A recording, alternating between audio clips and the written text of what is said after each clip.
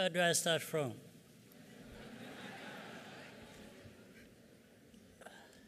So to our ambassador, with all the kind words and everything, let me say, maybe Rwanda got the leadership Rwanda deserved.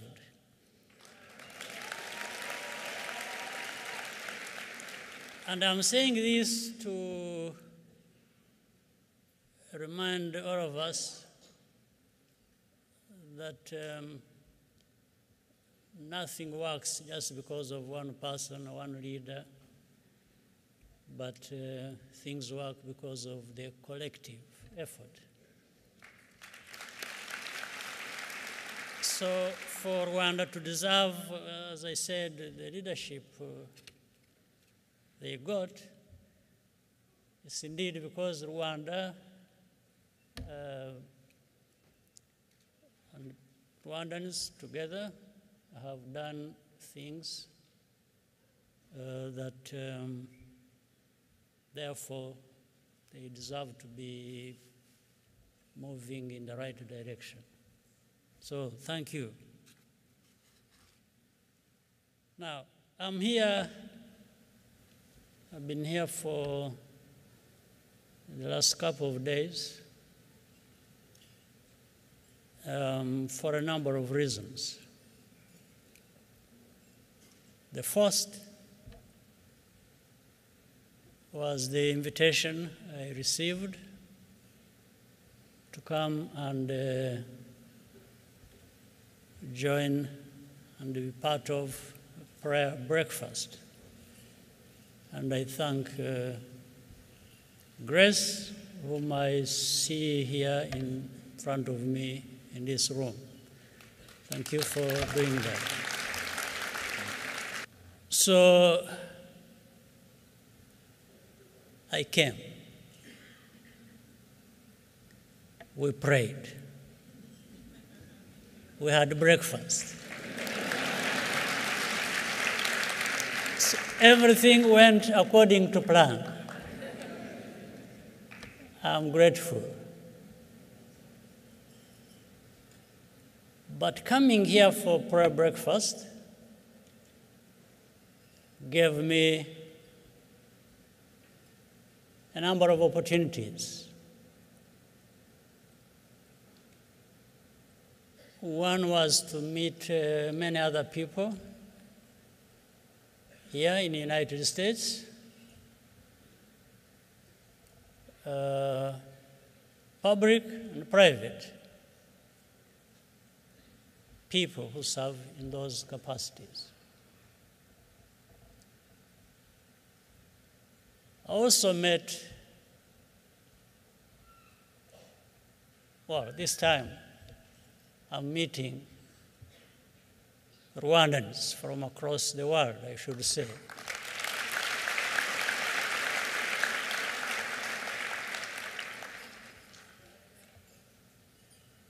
Meeting Rwandans in this sense, Rwanda Day is not just another addition to the program I had. It's a very important part of why I had to come here, even to answer the invitation I received for prayer breakfast. Because I normally, even for just Rwanda Day on its own, I have traveled places to meet and address a gathering like this.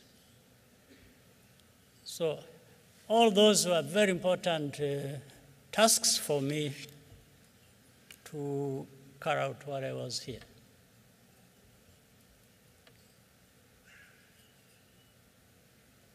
The other part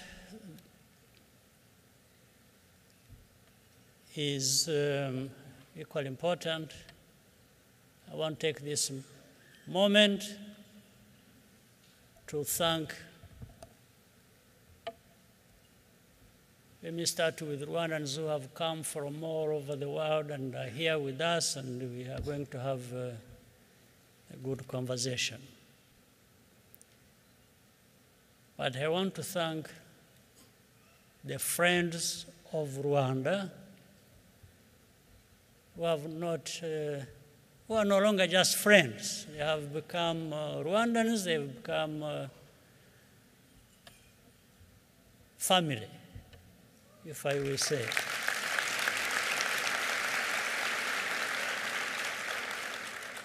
There are those who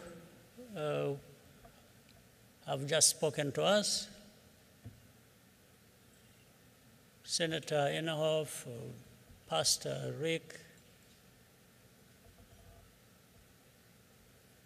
and there are many others sitting here in this audience that I have seen and can see now, and others.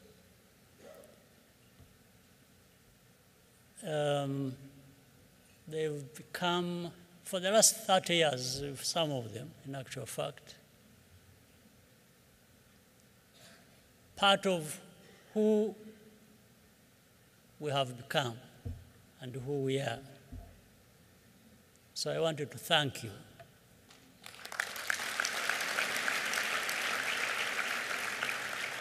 I won't take the risk of naming them.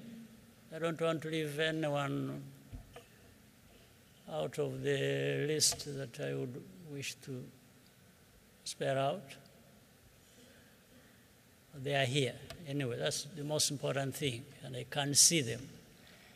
And I can thank them when they are here.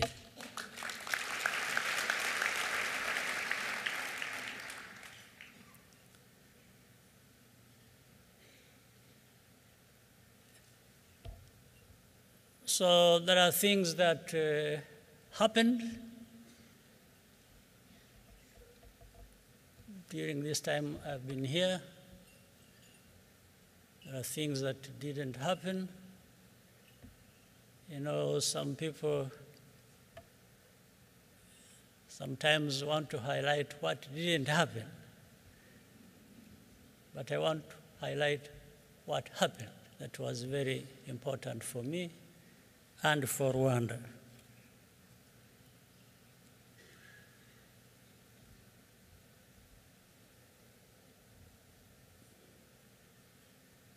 Our journey has been quite long and trying, difficult. But that's the beauty of it, that we are where we are through those difficulties. We have endured, we have survived.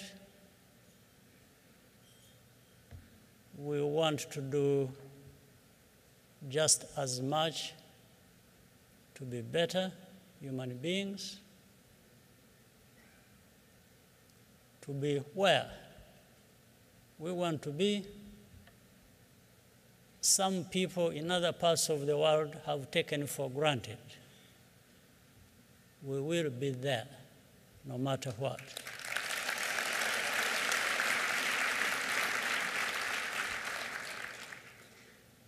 This is what we said from the beginning.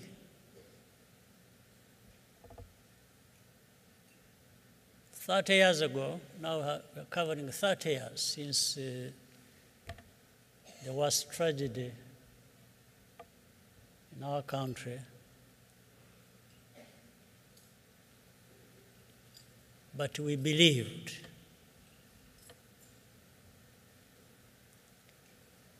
We wanted to live our lives, even so many lost theirs. And we promised ourselves. You know, there is I think people say that lightning does not strike twice in the same place. Doesn't strike the same place twice. Maybe. for me, I want to be on the safe side.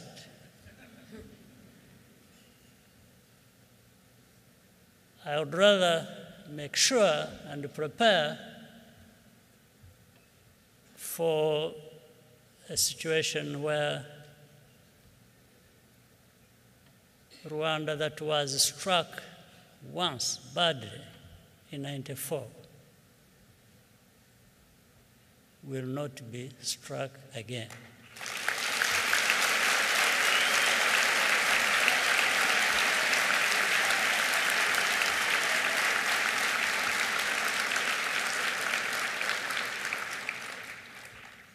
I want us Rwandans not to take chances. We just have to ensure that we are not going to be struck again.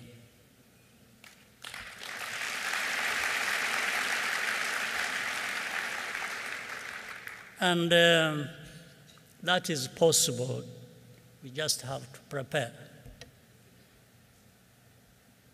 our defenses, build our capacity. You know, with the lightning, which I was giving the example of,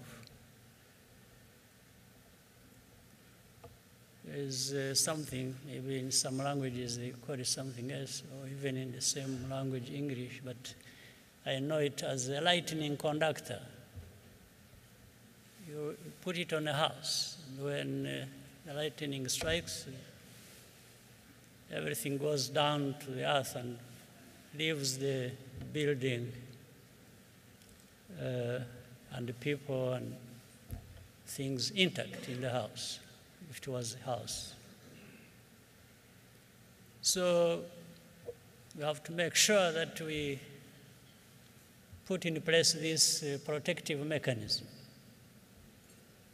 And that's going to be by every one of us being prepared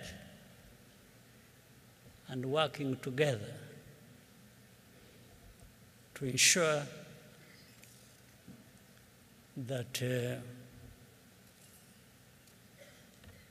that does not happen again.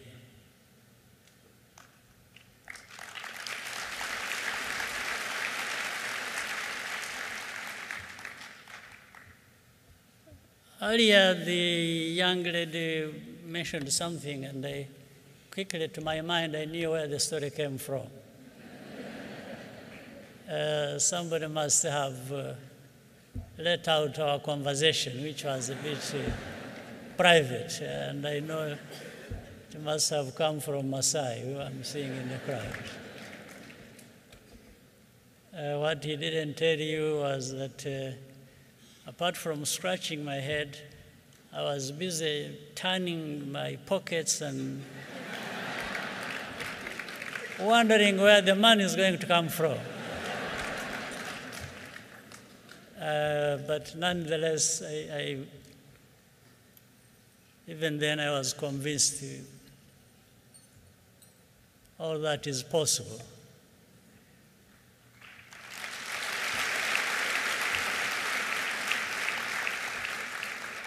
It is possible, it's going to be possible in many other cases because of what I said earlier, just working hard, preparing ourselves, learning lessons from our past and history, building on that, moving ahead into our future, which must be better than our past.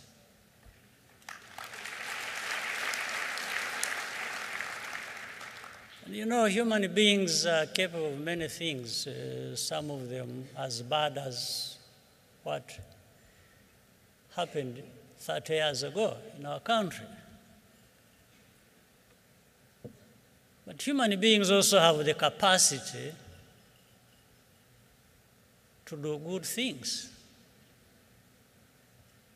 Like Rwandans have repaired what was destroyed, including our lives, and we are much better now than we were 30 years ago.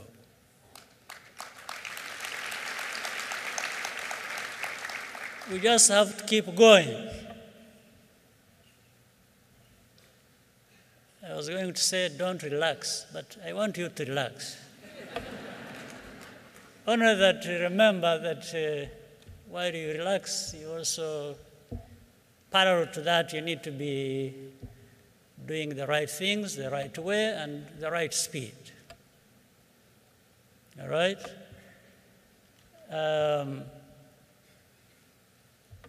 I've also heard people say, if you want to go fast, you go alone. If you want to go and reach far, you have to go together.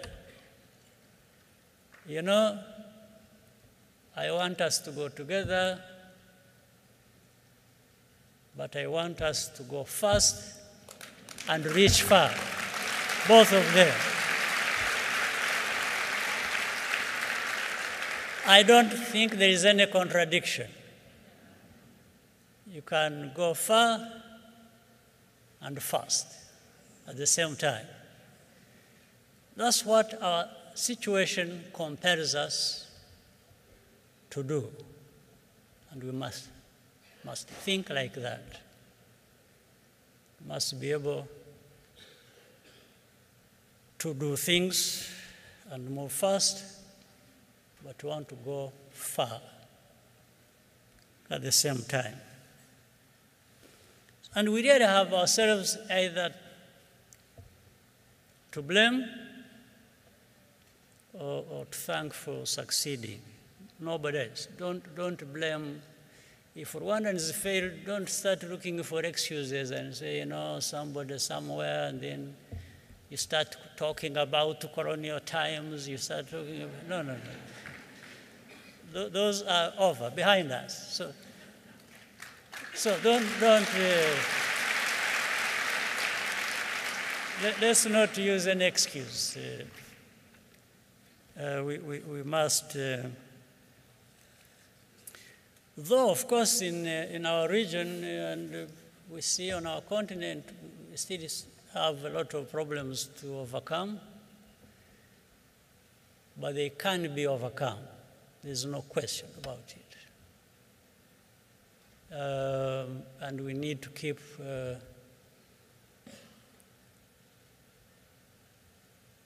trying to work together, base what we are doing on facts, on truth, on evidence, and measure what we are doing, where we have come from, and where we have reached. And then you try to investigate to find what is it that delayed us, what is it that failed us, and you fix it, and we have to fix that. We are capable, and please, as Rwandans, we can't afford to waste the lessons learned from our tragedy. There are so many lessons, including that sometimes in time of need, you are on your own. So you prepare for when that time comes. If you were to be left on your own, you can still do something and survive and live and make progress. But that does not preclude working together with others and learning from them and benefit from what they offer. So these are things so for Rwandans who came from different places, and friends of Rwanda whom I mentioned too. The reasons for Rwanda Day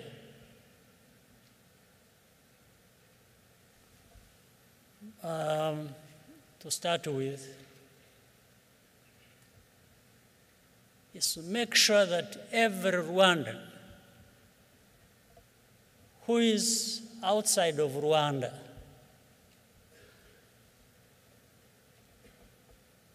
is connected with his or her home wherever they are.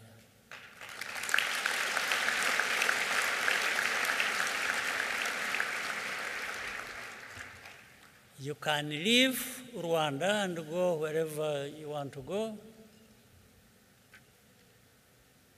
but Rwanda should not leave you.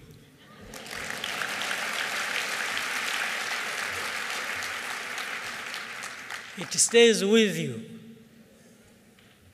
So maybe if you stayed with it in some form, it's good for all of us. It's good for Rwanda, it's good for you. And it is doable. That's why whenever I have an opportunity, we have this Rwanda Day. We have had so many here in the United States. We have had more than a dozen of them. We have had them in Canada, in Europe, in Africa itself, in Asia, but more here in the United States. And we will have more Rwandans.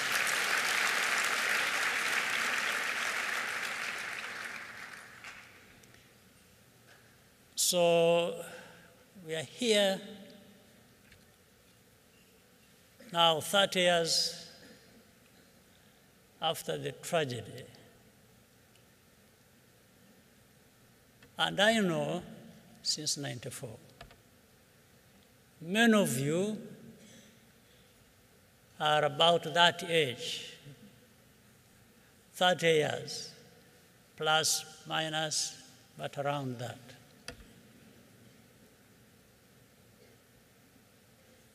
I want to ensure that we understand that our future, your future, is in your hands.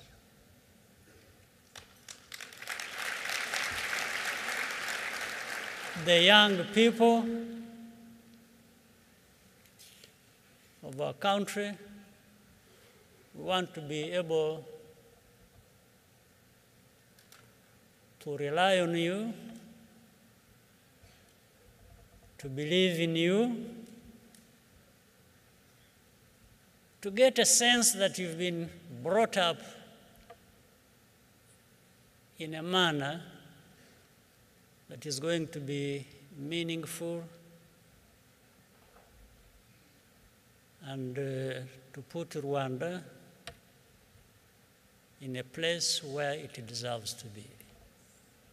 It's upon you. Those are choices that you have to make. And I don't see why you wouldn't make those good choices that will enable it to happen as we want it. So those in business, in politics, in philanthropy, in